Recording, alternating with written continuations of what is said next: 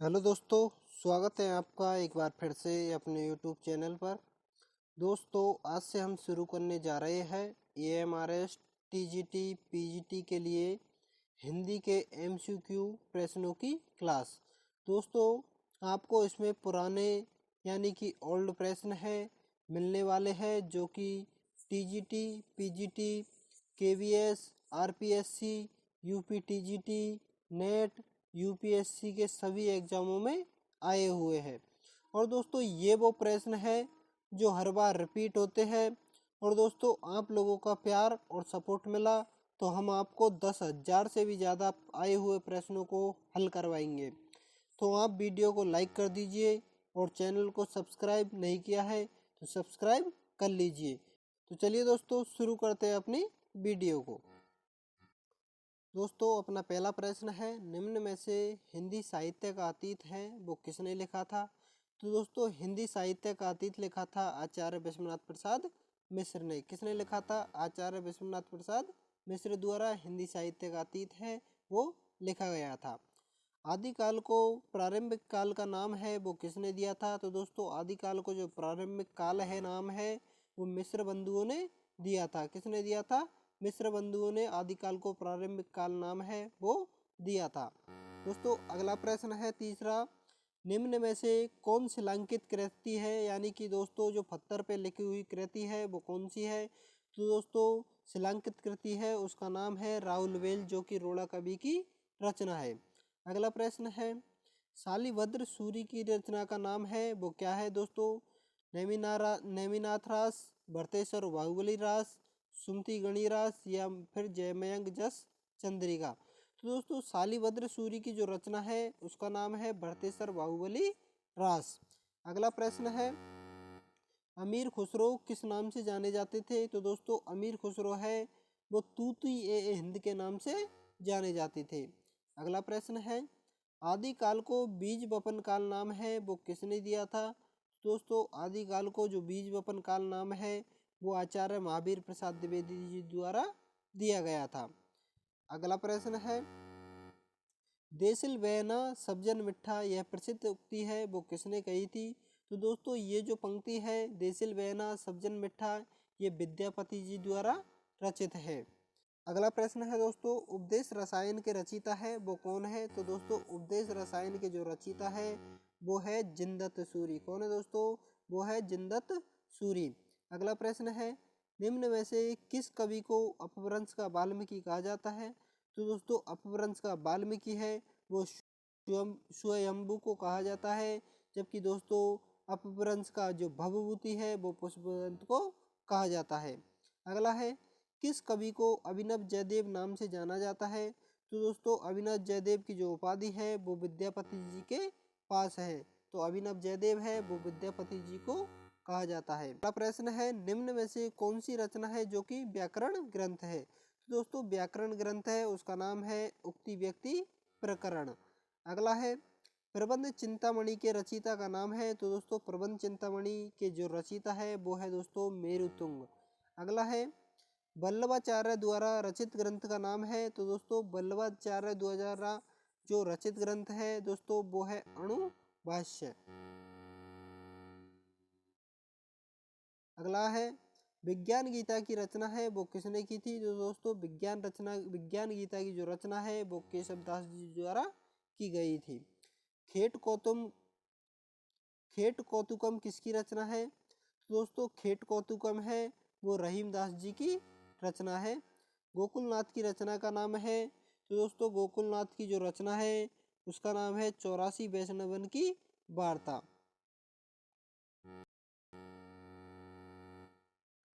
अगला है, रुद्र संप्रदाय की स्थापना है दोस्तों वो किसने की थी? तो दोस्तों, रुद्र संप्रदाय की जो स्थापना करने वाले थे वो थे विष्णु स्वामी। अगला है, प्रभु जी तुम चंदन हम पानी इस पंक्ति के जो रचनाकार है वो कौन है? तो दोस्तों, इस पंक्ति के जो रचनाकार है वो है संत रैदास। केशव कहीं न जाई का कहिए यह पंक्ति है वो किस कवि की है? तो दोस्तों, ये जो पंक्ति है वो तुलसीदास जी की है। अगला है, अंगद पैद की रचना है वो किसने की थी? तो दोस्तों अंगद वेद की जो रचना करने वाले हैं वो है ईश्वर दास। अगला है रामानुजाचार्य ने किस दर्शन का प्रतिपादन किया था? तो दोस्तों रामानुजाचार्य ने विशिष्ट अद्वैतवाद है जो कि दर्शन है उसका प्रतिपादन किया था। अगला है राधा वल्लभ संप्रदाय का प्रवर्तन है वो किसने किया था? तो दोस्तों राधा वल्लभ संप्रदाय का जो प्रवर्तन किया था वो था हेतहरी वंश। कौन सा था? हेतहरी वंश। अगला है कबीर किस शासक के समकालीन थे? तो दोस्तों कबीर है वो सिकंदर लोदी के समकालीन थे। प्रेम को पंथ कराल महा तरवार की धार पे धावनो है, इस पंक्ति के जो रचिता है वो कौन है? तो दोस्तों इस पंक्ति के जो रचिता है वो है बोधा। अगला है शिवराज भूषण ग्रंथ में किसका विवेचन मिलता है? तो दोस्तों शिवराज भूषण ग्रंथ में ये अलंकार का जो विवेचन है वो किया गया है। अगला है निम्न में से कौन सी रचना एवं रचनाकार का युग्म है जो कि सही नहीं है? दोस्तों यहाँ पूछा गया है रचना और रचनाकार का जो युग्म है वो सही नहीं है। दोस्तों यहाँ दिया है काव्य निर्णय भिखारीदास, रस रहस्य कुलपति मिश्र, रस विलास चिंतामणि और भाव विलास केशवदास। तो दोस्तों ये जो भाव विलास केशवदास है ये इसमें सुमेलित नहीं है। अगला है प्रबोध पचासा ग्रंथ के रचिता है वो कौन है? तो दोस्तों प्रबोध पचासा जो ग्रंथ है वो है पद्माकर जी का। अगला है रीति काल को अलंकृत काल नाम है वो किसने दिया था? तो दोस्तों रीति काल को जो अलंकृत काल नाम है वो मिश्र बंधुओं द्वारा दिया गया था। अगला प्रश्न है निम्न में से किस कवि ने सतसई की रचना नहीं की है? दोस्तों यहाँ दिया गया है कि किस कवि द्वारा सतसई की रचना है वो नहीं की गई है। तो दोस्तों सतसई की जो रचना है यहाँ सेनापति जी ने नहीं की है, जबकि मतीराम जी ने, बिहारी जी ने और बेरंद ने सतसई की रचना किया है।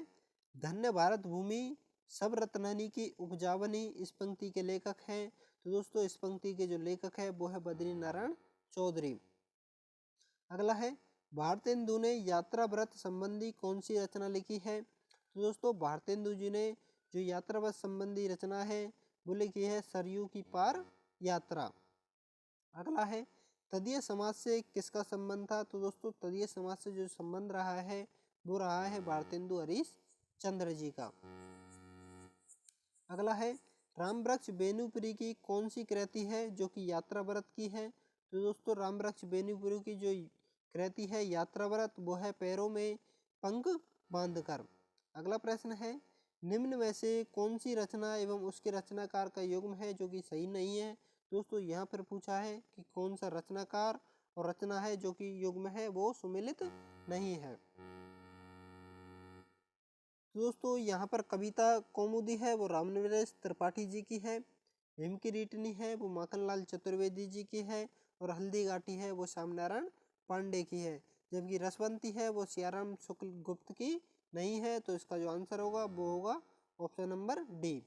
अगला है अधिकार खोकर बैठना यह महादुष्कर्म है, इस पंक्ति के रचिता है वो कौन है? तो दोस्तों इस पंक्ति की जो रचिता है वो है मैथिली शरण गुप्त। अगला है भारत भारती का प्रकाशन है वो किस वर्ष हुआ था? तो दोस्तों भारत भारती का जो प्रकाशन है वो सन 1912 में किया गया था। अगला है संपत्ति शास्त्र के लेखक का नाम है? तो दोस्तों संपत्ति शास्त्र के जो लेखक है वो है आचार्य महावीर प्रसाद द्विवेदी जी।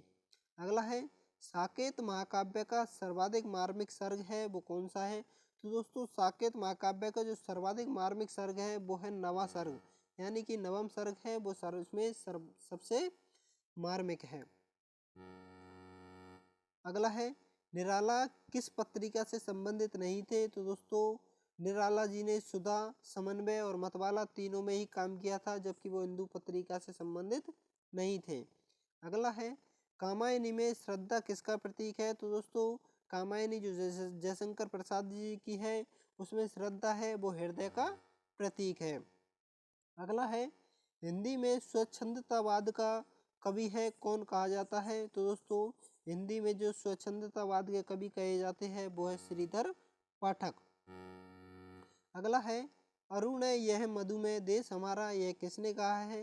तो दोस्तों अरुण यह मधुमेह देश हमारा है ये कार्नेलियस द्वारा कहा गया। प्रश्न है छायावाद को स्थूल के प्रति सूक्ष्म का विद्रोह है वो किसने कहा है? तो दोस्तों छायावाद को स्थूल के प्रति सूक्ष्म का विद्रोह है वो डॉक्टर नगेंद्र द्वारा कहा गया है। अगला है साये में धूप काव्य कृति के रचयिता है। तो दोस्तों साये में धूप जो काव्य कृति है वो है दुष्यंत कुमार की। अगला है साकी किस कवि का काव्य संग्रह है? तो दोस्तों साकी है वो विजय देव नारायण साई का है। अगला है हम बिस्पाई जन्म के इस काव्य कृति के रचनाकार है वो कौन है? तो दोस्तों हम बिस्पाई जन्म के जो काव्य कृति की रचना की है वो की है बालकृष्ण शर्मा नवीन ने। अगला है निम्न में से कौन सी रचना के रचनाकार का नाम सही नहीं है? तो दोस्तों यहाँ दे रखा है फूल नहीं रंग बोलते हैं केदारनाथ अग्रवाल, उस जनपद का कवि हूँ त्रिलोचन शास्त्री, और संसद से सड़क तक सुदामा पांडे। तो दोस्तों ये तीनों है वो सही है, जबकि सीढ़ियों पर धूप में ये शमशेर बहादुर सिंह ये इसमें गलत है। तो यहाँ पर रचना और रचनाकार का नाम है वो सही नहीं पूछा गया है। तो इसका जो आंसर होगा वो होगा ऑप्शन नंबर सी। अगला है सूरदास किस उपन्यास का चर्चित पात्र है? तो दोस्तों सूरदास है वो रंगभूमि का चर्चित पात्र रहा है। अगला है झीनी झीनी बीनी चदरिया किस उपन्यासकार की कृति है? तो दोस्तों झीनी झीनी बीनी चदरिया है वो अब्दुल बिस्मिल्लाह की कृति है। अगला है अंजो दीदी किस विद्या की रचना है? तो दोस्तों अंजो दीदी है वो एक प्रकार का नाटक है। अगला है उदय प्रकाश द्वारा कौन सी कहानी नहीं है? दोस्तों यहाँ फिर पूछा गया है उदय प्रकाश जी द्वारा कौन सी कहानी है वो नहीं है। दोस्तों तिरिच, पाल गोमरा का स्कूटर, दरियाई घोड़ा ये तीनों है, जबकि पोली आंधी है वो नहीं है। तो इसका जो आंसर होगा वो होगा ऑप्शन नंबर सी। अगला है फणीश्वर नाथ रेणु की कौन सी रचना है? दोस्तों यहाँ 4 ऑप्शन दे रखे हैं और फणीश्वर नाथ रेणु की कहानी है वो पूछा गया है। तो दोस्तों रसप्रिया है वो फणीश्वर नाथ रेणु जी की कहानी है। अगला है सांप्रदायिकता समस्या पर लिखा गया उपन्यास है वो कौन सा है? तो दोस्तों सांप्रदायिक समस्या पर जो लिखा गया उपन्यास है वो है तमस। अगला है निम्न में से कौन उपन्यास एवं उपन्यासकार का युग्म है जो कि सही नहीं है?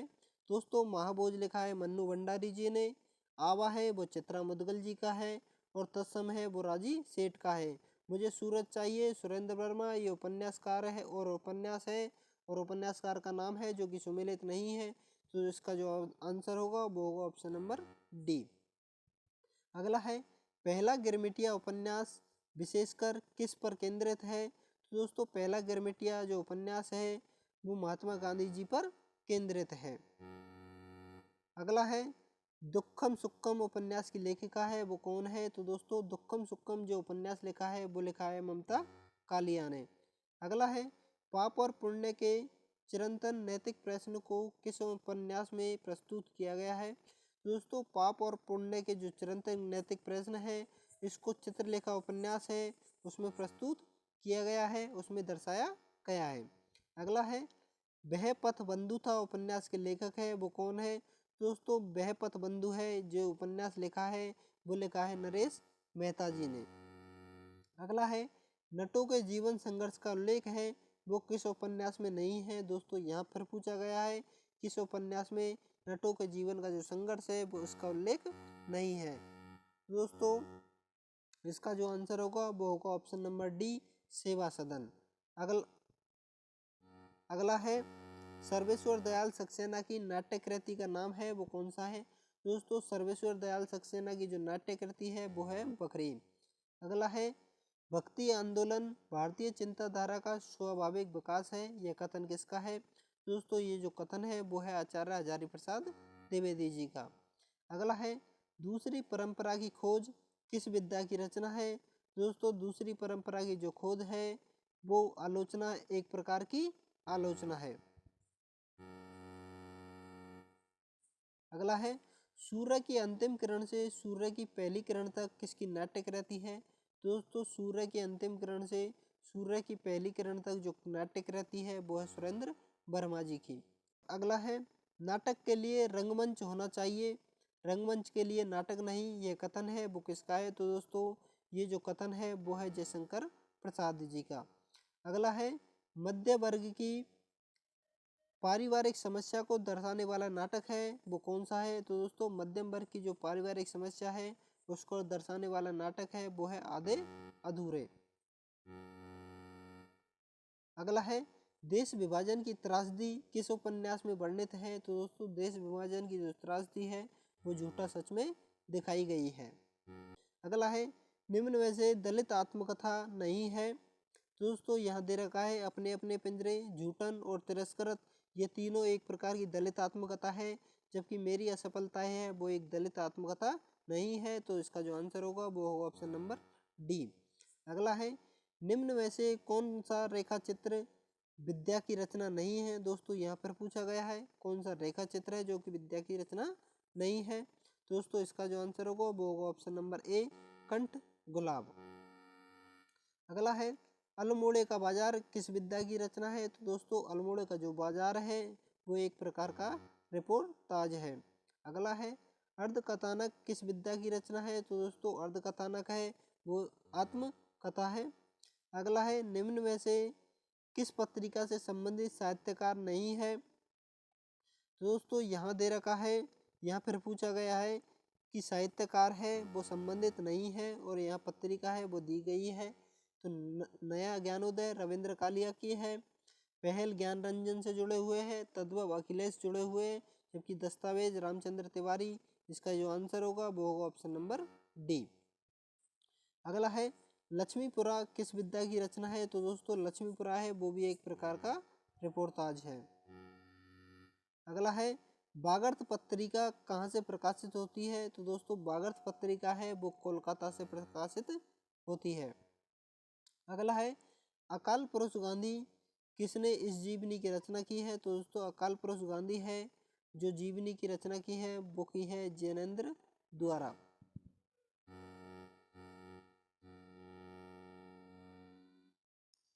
अगला है निम्नलिखित में द्वंद्व समास बताइए। दोस्तों यहाँ जो द्वंद्व समास पूछा गया है शोकाकुल, सर्वोत्तम, वीर पुरुष और पाप और पुण्य।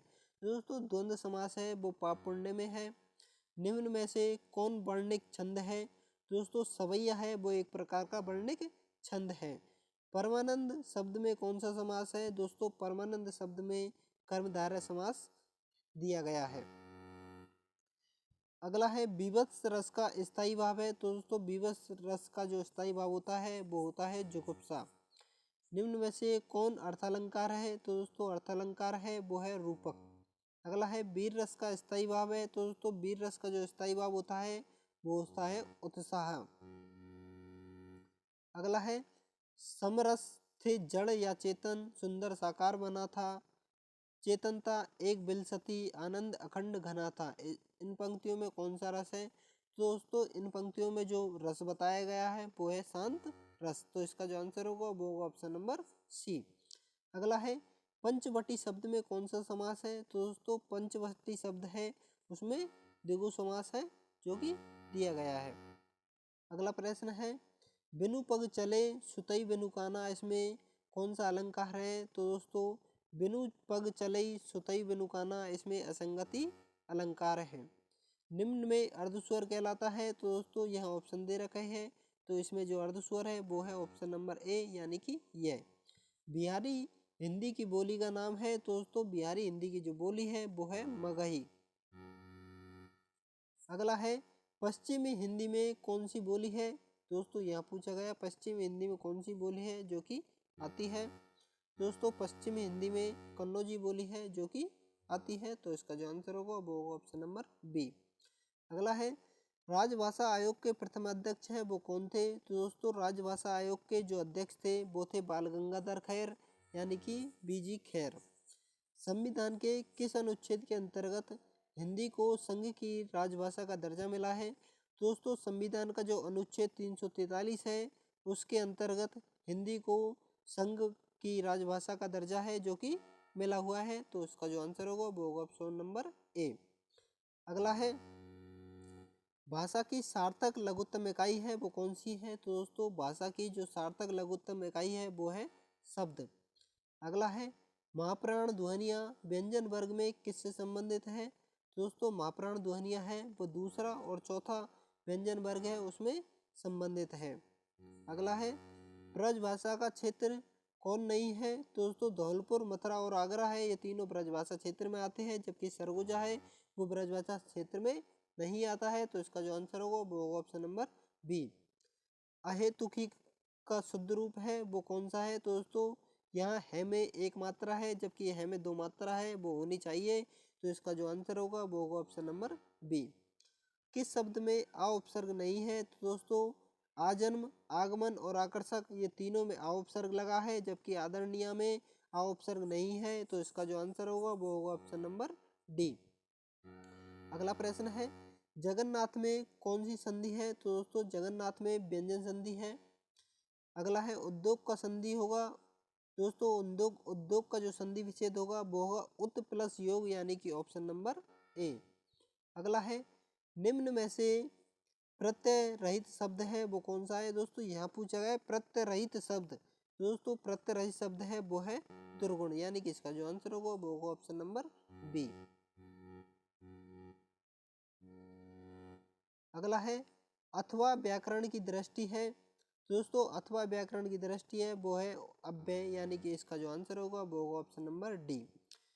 अगला है प्रत्येक का संधि विच्छेद होगा। तो दोस्तों प्रत्येक का संधि विच्छेद है वो सबको पता है, प्रति प्लस एक होता है। घोटक का तद्भव रूप क्या है? तो दोस्तों घोटक का जो तद्भव रूप है वो है घोड़ा।